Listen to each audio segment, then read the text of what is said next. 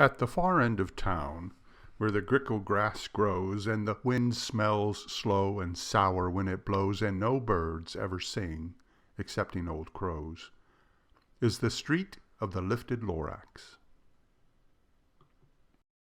And deep in the grickle grass, some people say, if you look deep enough, you can still see, today, where the Lorax once stood just as long as it could before somebody lifted the Lorax away.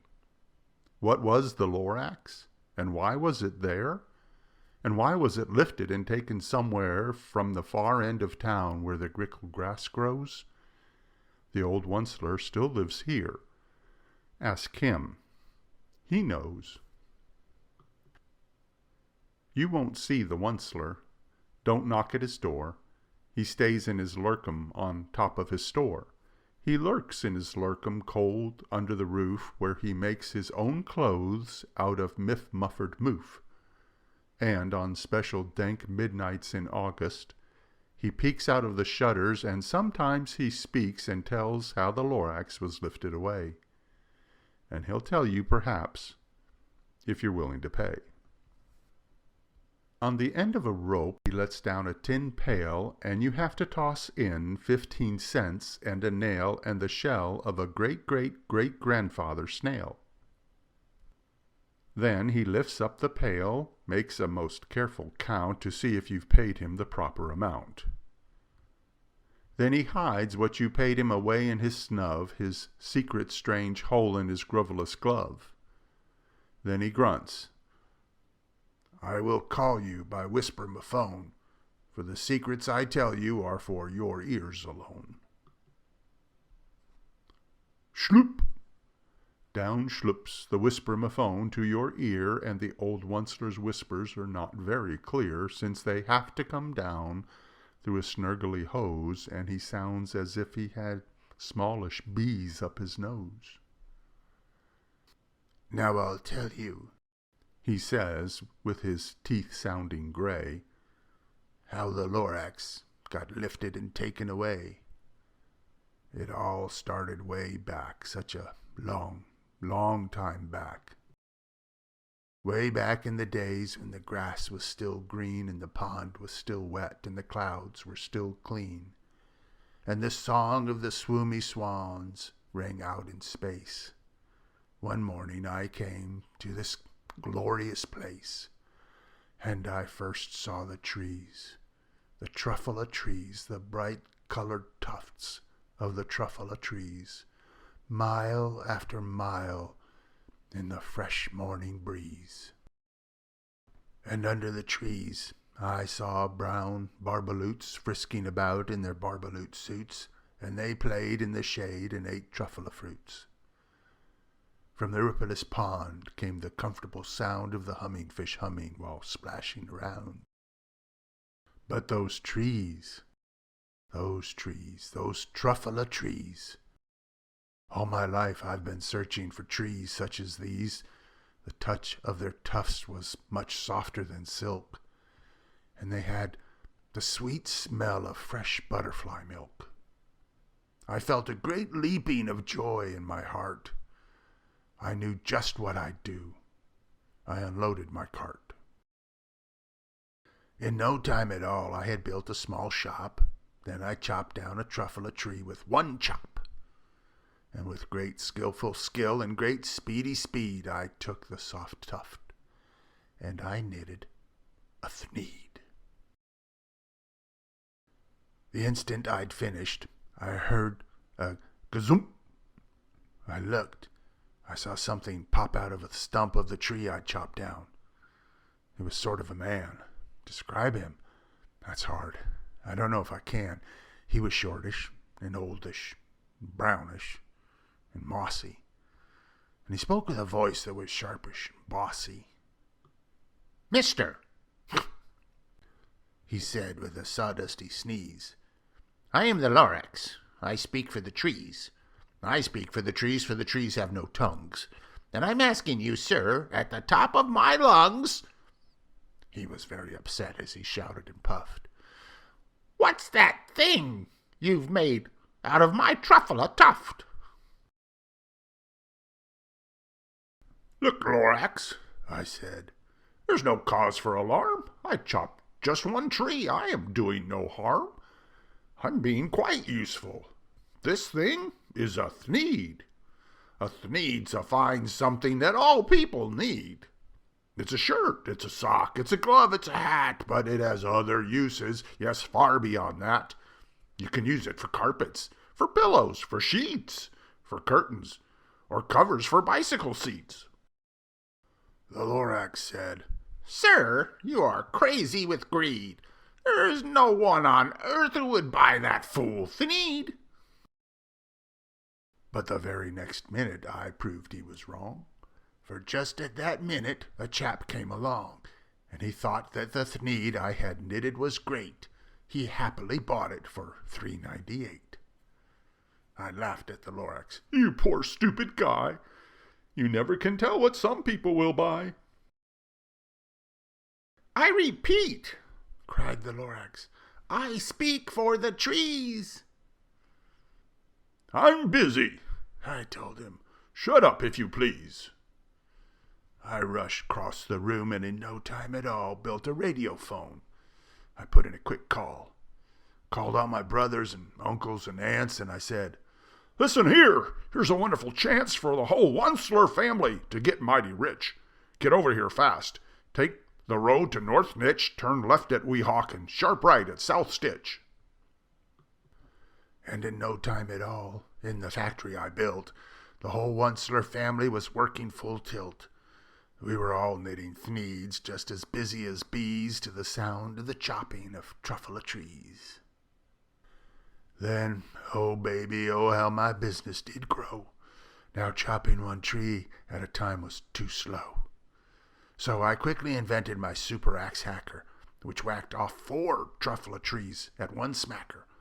We were making thneeds 4 times as fast as before, and that Lorax, he didn't show up anymore. But the next week, he knocked on my new office door. He snapped, "I'm the Lorax who speaks for the trees, which you seem to be chopping as fast as you please.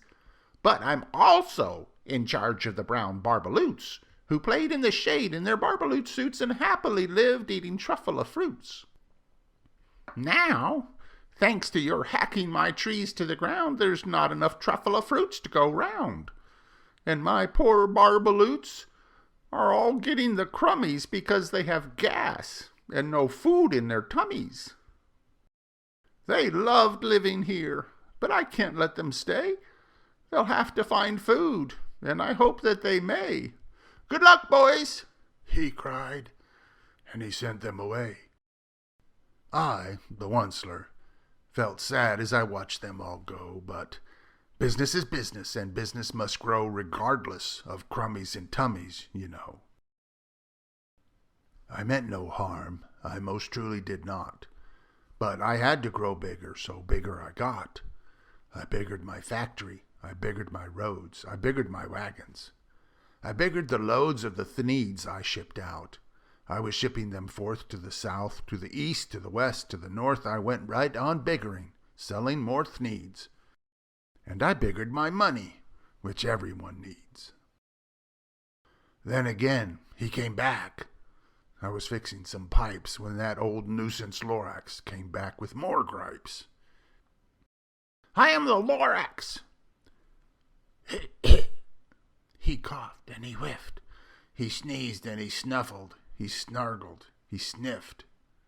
"Onceler," he cried with a cruffulous croak. "Onceler, you're making such smogulous smoke, my poor swoomy swans. Why, they can't sing a note. No one can sing who has smog in his throat." "And so," said the Lorax, "please pardon my cough. They cannot live here, so I'm sending them off. Where will they go? I don't hopefully know. They may have to fly for a month or a year to escape from the smog you've smogged up around here." "What's more," snapped the Lorax, his dander was up, "let me say a few words about Gluppity Glup. Your machinery chugs on day and night without stop, making gluppity glop, also sloppity slop. And what do you do with this leftover goo? I'll show you, you dirty old Onceler man, you. You're glumping the pond where the humming fish hummed. No more can they hum, for their gills are all gummed. So I'm sending them off. Oh, their future is dreary. They'll walk on their fins and get woefully weary, in search of some water that isn't so smeary. Then I got mad. I got terribly mad. I yelled at the Lorax. "No, listen here, Dad. All you do is yap, yap, and say, bad, bad, bad, bad. Well, I have my right, sir, and I'm telling you, I intend to go on doing just what I do. And for your information, you Lorax, I'm figuring on biggering and biggering and biggering and biggering, turning more truffle trees into the needs, which everyone needs." At that very moment, we heard a loud whack. From outside in the fields came a sickening smack of an axe on a tree, and we heard the tree fall, the very last truffle tree of them all. No more trees, no more needs, no more work to be done. So in no time, my uncles and aunts, every one, all waved me goodbye. They jumped into my cars and drove away under the smoke-smuggered stars. Now all that was left neath the bad-smelling sky was my big empty factory, the Lorax, and I. The Lorax said nothing, just gave me a glance, just gave me a very sad, sad backward glance as he lifted himself by the seat of his pants. And I'll never forget the grim look on his face when he hoisted himself and took leave of this place through a hole in the smog without leaving a trace. And all that the Lorax left here in this mess was a small pile of rocks with one word, unless. Whatever that meant, well, I just couldn't guess. That was long, long ago. But each day since that day I've sat here and worried away. Through the years, while my buildings have fallen apart, I've worried about it with all of my heart. But now, says the Onceler, now that you're here, the word of the Lorax seems perfectly clear. Unless someone like you cares a whole awful lot, nothing is going to get better. It's not. So catch, calls the Onceler. He lets something fall. It's a truffle seed. It's the last one of all. You're in charge of the last of the truffle seeds. And truffle trees are what everyone needs. Plant a new truffle, treat it with care. Give it clean water and feed it fresh air. Grow a forest, protect it from axes that hack. Then the Lorax and all of his friends may come back. The end.